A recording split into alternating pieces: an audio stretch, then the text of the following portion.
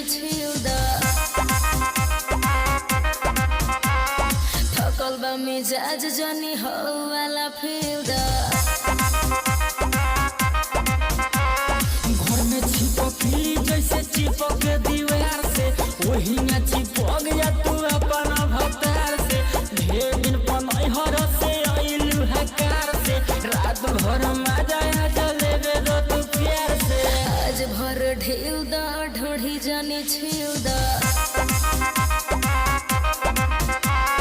थकल बा मिजाज जानी हो वाला फील द